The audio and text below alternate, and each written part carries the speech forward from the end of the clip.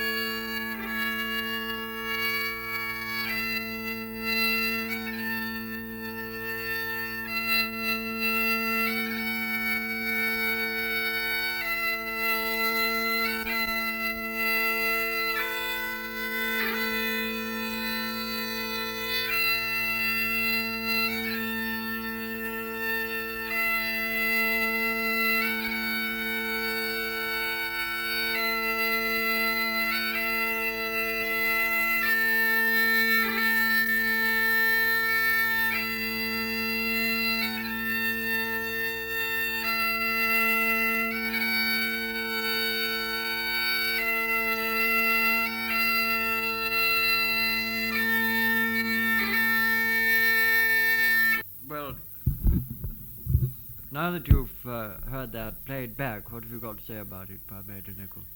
Well, it's quite good, but towards the end, the Crunlo Mach wasn't up to what I would have liked it to have been.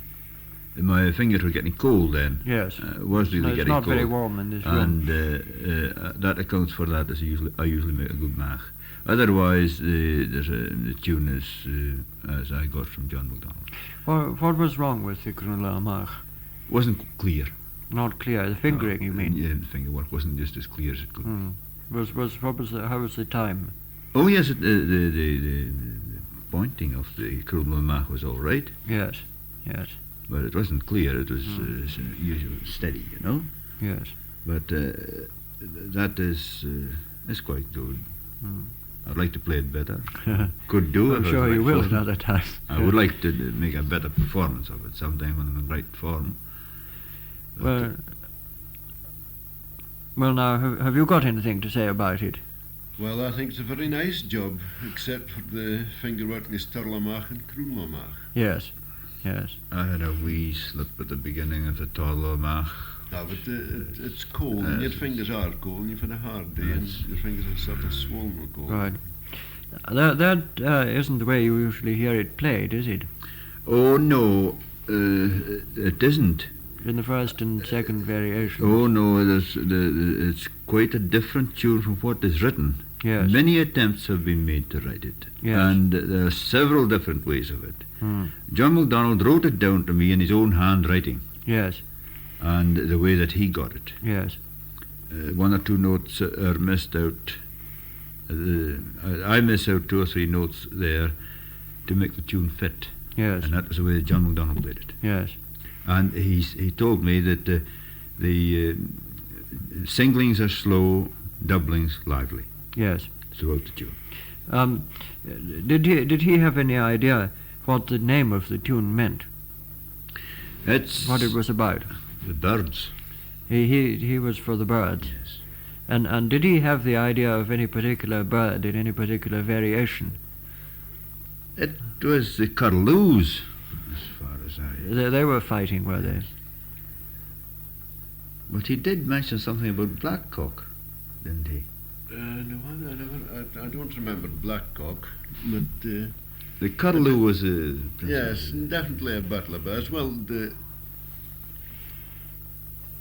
actually, in my own private mind, you'll hear it any day in the springtime. Yes, so you get and the curlew. I've lain and listened to it, and you'll hear a very good desperate battle.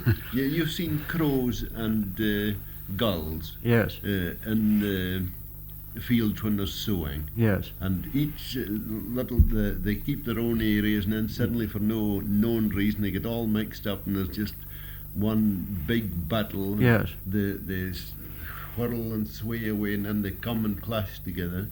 And well, I've compared that to the tune many times. Of course, I may be entirely wrong, but with the interpretation of the tune I got from John MacDonald, the same time as Bob here, it's very like that. Yes. And you feel that? I often feel it could be crows and gulls having their spring fight. Yes. But I got that tune many years ago from John MacDonald. Yes.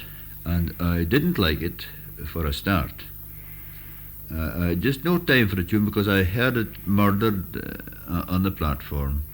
And he told me, well, he says, you better take it. It's a tune that's asked for.